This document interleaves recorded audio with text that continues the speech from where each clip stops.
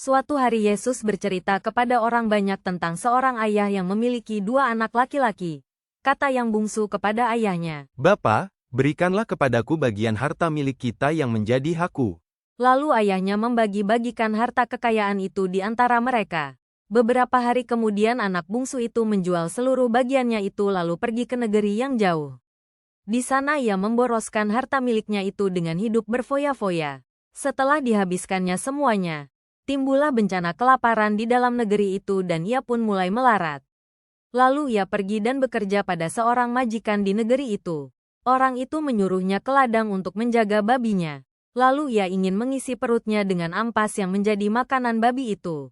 Tetapi tidak seorang pun yang memberikannya kepadanya. Lalu ia menyadari keadaannya. Katanya, "Betapa banyaknya orang upahan bapakku yang berlimpah-limpah makanannya, tetapi aku di sini mati kelaparan.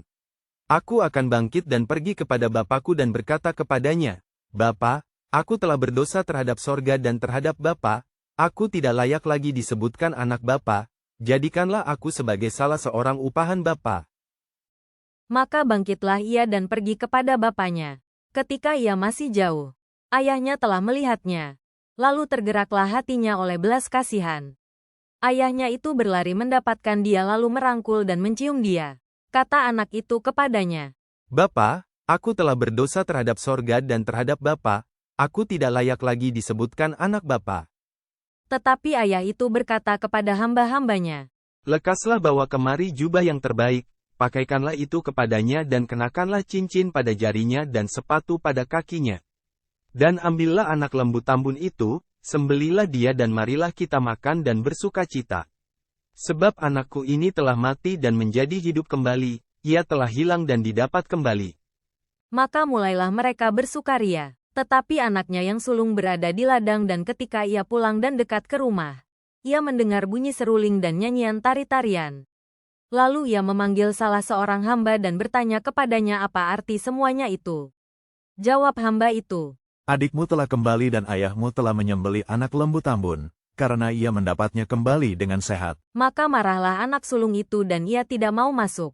Lalu ayahnya keluar dan berbicara dengan dia. Tetapi ia menjawab ayahnya. Katanya, "Telah bertahun-tahun aku melayani Bapa dan belum pernah aku melanggar perintah Bapa.